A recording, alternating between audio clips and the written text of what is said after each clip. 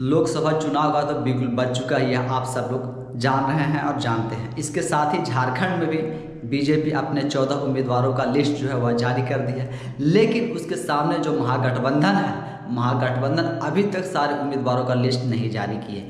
लेकिन कुछ कुछ लोकसभा सीटों पर महागठबंधन भी अभी अपने उम्मीदवारों का ऐलान कर चुकी है। आज उन्हीं में से एक सीट की बात करेंगे। चाईबासा सीट के बारे में आज बात करेंगे कि उस पर लोकसभा का चुनाव जो है वह कब से होना स्टार्ट हुए हैं। तो झारखंड के सबसे पुराने सीटों में से एक जो कि चाईबासा लोकसभा सीट जो है उसके बारे में आज बात करने जा रहे हैं। इसमें आप देखिए तो जो सबसे पहला चुनाव जो हुआ था आपका चाईबासा सीट पर, वह आपको 1957 में हुआ था।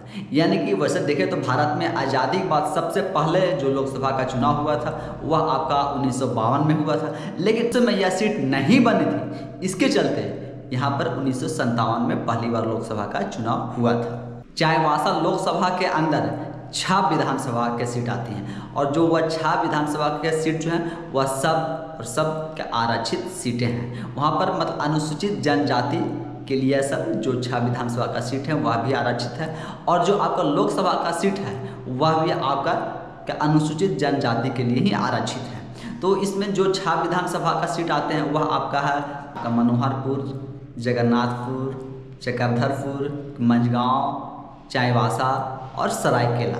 यह 6 सीट जो है वह आपका लोकसभा के अंदर, एक लोकसभा के अंदर आता है। जैसा कि मैं आपको पहले बताया था कि इस लोकसभा चुनाव में यानी चाईबासा लोकसभा सीट पर पहली बार चुनाव जो होता है वह आपका 1957 में होता है। 1952 में इसलिए नहीं हुए थे क्योंकि उस समय यह सीट नहीं बने थे। 1952 में भारत में न पहली बार लोकसभा का चुनाव होता है, और उसके बाद जब दूसरी लोकसभा का चुनाव जो 1957 में होता है उसमें पहली बार चाईबासा लोकसभा सीट में चुनाव होते हैं। पहली बार में आप देखिए कि न पहली बार जब वहाँ लोकसभा का चुनाव होते हैं तो कौन कौन से पार्टी और कौन कौन से नेता वहाँ भाग लेते हैं, और कौन पहली बार चाईबासा लोकसभा सीट से चुनाव जीत करके और संसद जाता है और सांसद बनता है। 1957 में झारखंड पार्टी के जो उम्मीदवार होते हैं और झारखंड पार्टी के सामने वहाँ निर्दलीय उम्मीदवार होते हैं। यानी कि उस समय 1957 में न बीजेपी, न कांग्रेस, न जेएमएम, न और भी कोई पार्टियां थी, उसमें वह निर्दलीय वहाँ पर, और एक पार्टी थी वह थी झारखंड पार्टी। उसी के उम्मीदवार जो होते हैं शंभूचरण गोडसौरा, यह झारखंड पार्टी के उम्मीदवार होते हैं, और यह पहली बार चाईबासा लोकसभा सीट से सांसद बनते हैं और संसद पहुँचते हैं। इनके सामने निर्दलीय उम्मीदवार जो होता है सिदिया हेम्ब्रम, वह हार जाते हैं। अब इसके बाद 1962 के जब वहाँ चुनाव होते हैं, 1962 वाले चुनाव में जो कांग्रेस है वहाँ पहली बार चुनाव लड़ती है। यानी जो देश के सबसे पुरानी पार्टी बताती है वह पहली बार 1962 के चुनाव में वहाँ लड़ने जाती है। उसमें भी क्या 1962 में भी कांग्रेस को हार मिलती है और झारखंड पार्टी ही जीतती है 1962 में। लेकिन इस बार झारखंड पार्टी अपने उम्मीदवार को चेंज कर देती है। जो इससे पहले उम्मीदवार थे हरिचरण सोय को लाती है, और हरिचरण सोय जो है वह 1962 में झारखंड पार्टी के उम्मीदवार के तौर पर वह जीतते हैं, और कांग्रेस उम्मीदवार जो है वह हार जाते हैं वह 1962 में। यानी कि जो लाखों बोदरा होते हैं वह चुनाव हार जाते हैं। उसके बाद तीसरी बार चुनाव वहाँ 1967 में होता है। 1967 वाले चुनाव में कोलाई विरुआ जो कि निर्दलीय उम्मीदवार होते हैं वह जीत हासिल करते हैं, और ML सोय भारतीय जनसंघ की एंट्री होती है, वह दूसरे नंबर पर रहते हैं। यानी कि झारखंड पार्टी और कांग्रेस यहाँ मतलब कि पहले दूसरे में भी नहीं रहती है, वह खिसक जाती है, और भारतीय जनसंघ का 1967 से यहाँ एंट्री हो जाता है। चौथी बार 1971 में होता है। 1971 में जब चुनाव होते हैं तब वह मोरन सिंह पूर्ति झारखंड पार्टी से एक बार फिर चुनाव जीतने में कामयाब होते हैं। वहीं देवेंद्र नाथ चंपई जो कि निर्दलीय उम्मीदवार रहते हैं वह हार जाते हैं 1971 में, और 1971 में तीसरी बार देखें तो झारखंड पार्टी जो है यहाँ से जीती है।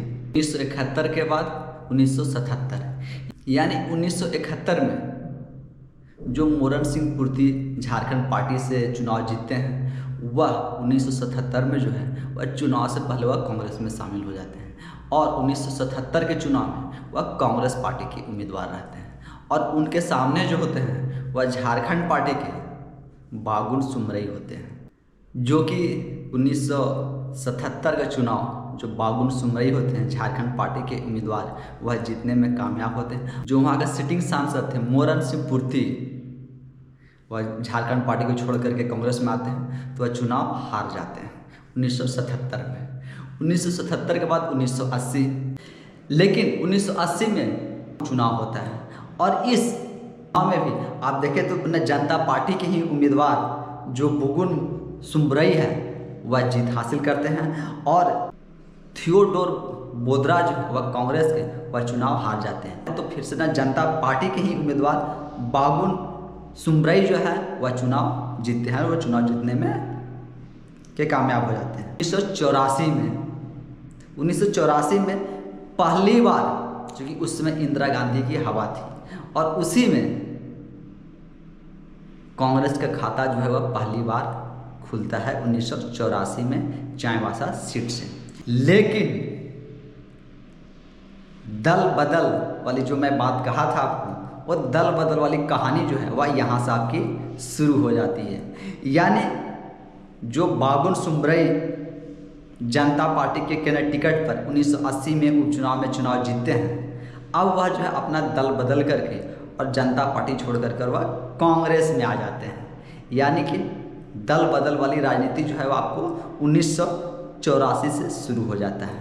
1984 में कांग्रेस के जो बाबुल सुमरई है जो जनता पार्टी के ना उम्मीदवार थे, 1980 में जो बाबुल सुमरई जनता पार्टी के उम्मीदवार थे, वही बाबुल सुमरई 1984 में के कांग्रेस में शामिल हो जाते हैं और वह कांग्रेस के उम्मीदवार होते हैं और 1984 के चुनाव में वह जीतते हैं। यानी पहली बार कांग्रेस के यहाँ से खाता खुलती है और कि उनके सामने देवेंद्र मांझी निर्दलीय रहते हैं, वह चुनाव हार जाते हैं। 1989 में भी कि बाबुल सुमरई के कांग्रेस के टिकट पर वह चुनाव जीतते हैं और मंगल सिंह लमै जनता दल से वह मतलब चुनाव लड़ते हैं लेकिन हार जाते हैं। उसके बाद 1991 कृष्णा मांझी, यानी कि यहाँ से देखें तो झारखंड मुक्ति मोर्चा का शुरुआत होता है और झारखंड मुक्ति मोर्चा की एंट्री होती है। इससे पहले तक झारखंड मुक्ति मोर्चा की एंट्री नहीं थी। यानी फर्स्ट बार 1991 में झारखंड मुक्ति मोर्चा के यहाँ से उम्मीदवार जीतते हैं।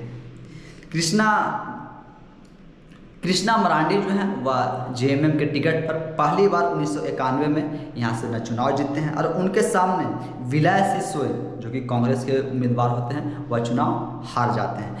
यानी कि पहली बार जेएमएम का खाता जो है यहाँ 1991 में खुलता है चाईबासा सीट से।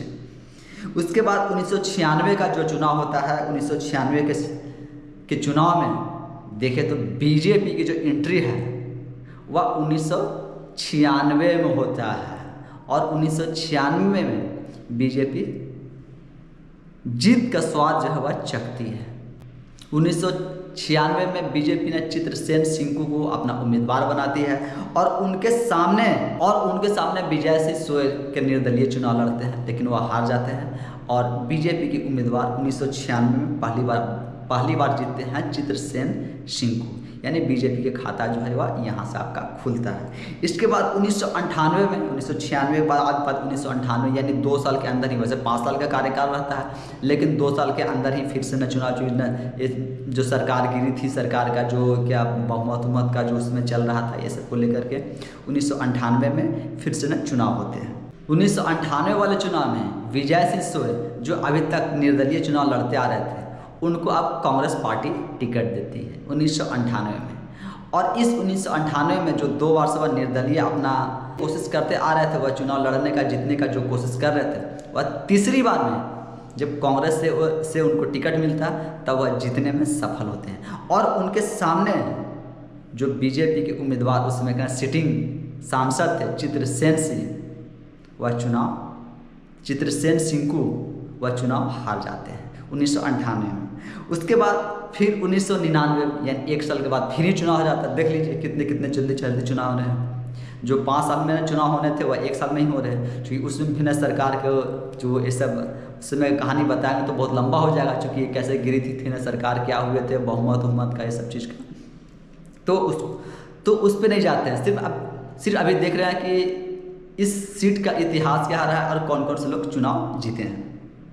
1999 में लक्ष्मण गिलुआ का, चूँकि लक्ष्मण गिलुआ का नाम आप लोग सुने ही होंगे, वह बीजेपी के टिकट पर वह चुनाव जीतते हैं 1999 में। और उनके सामने जो न सिटिंग सांसद थे विजय सिंह सोय, 1999 में वह हार जाते हैं। ये तो सफर रहा जब झारखंड नहीं बना था, यानी अभी तक संयुक्त बिहार था, झारखंड अलग नहीं हुआ था 1999 तक। अब झारखंड जो है वह बन चुका है, यानी 2000 में झारखंड जो है वह अलग होता है। पहले तक तो झारखंड नहीं था, लेकिन अब झारखंड बन गया है, झारखंड बन चुका है। इसके बाद देखिए कि उस सीट पर किस पार्टी के और कौन से नेता का ज़्यादा दबदबा रहा है। बाबुल सुमरई जो पहली बार चुनाव जीते थे,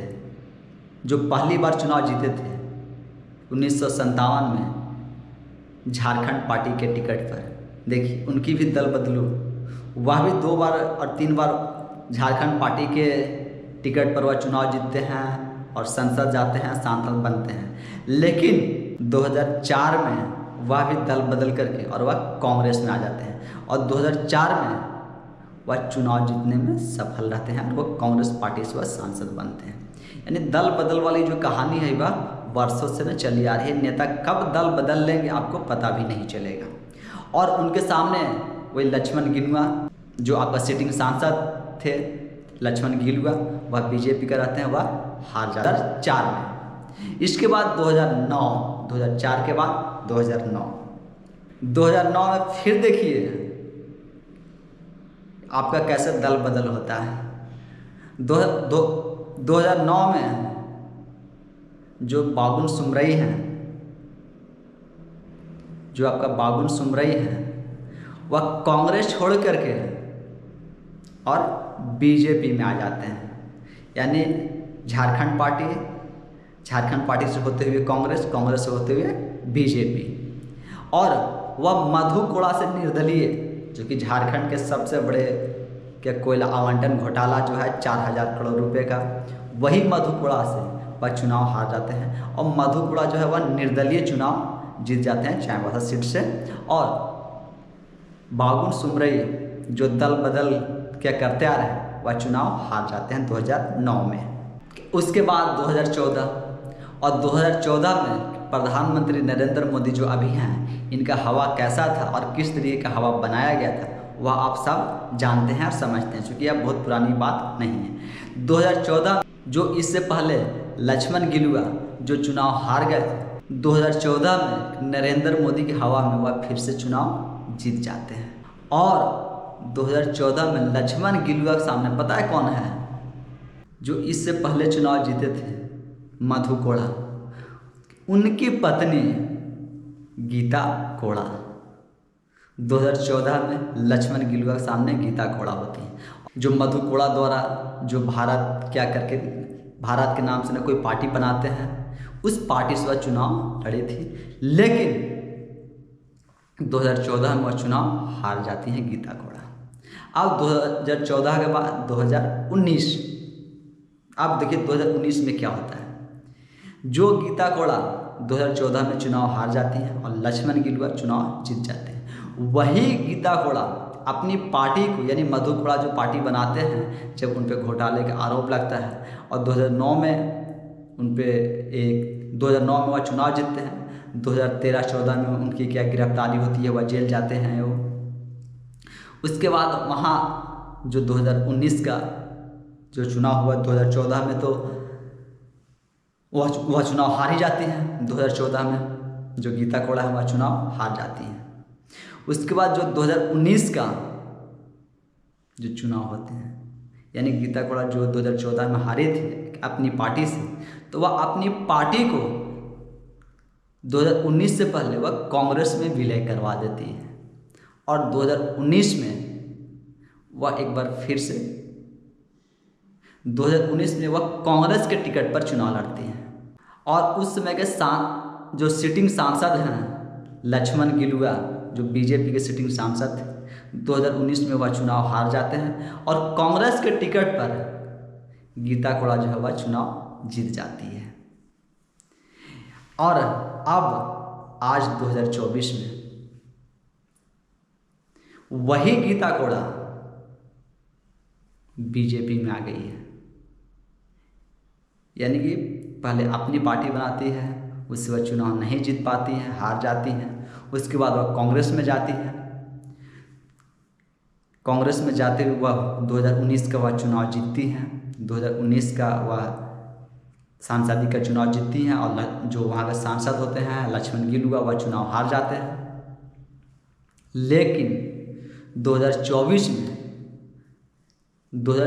में चुनाव के उम्मीदवारी से पहले यानी लिस्ट आने से पहले वह बीजेपी में शामिल हो जाते हैं और आज के समय में वह बीजेपी की उम्मीदवार हैं।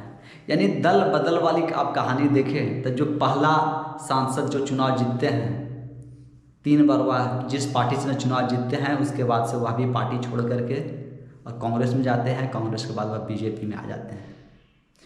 तो इन नेताओं का दल बदल जो है वह चलता रहता है। आज के समय में 2024 में देखें तो बीजेपी का उम्मीदवार जो है वह गीता कोड़ा है और गीता कोड़ा के सामने जेएमएम के जोबा मांझी हैं।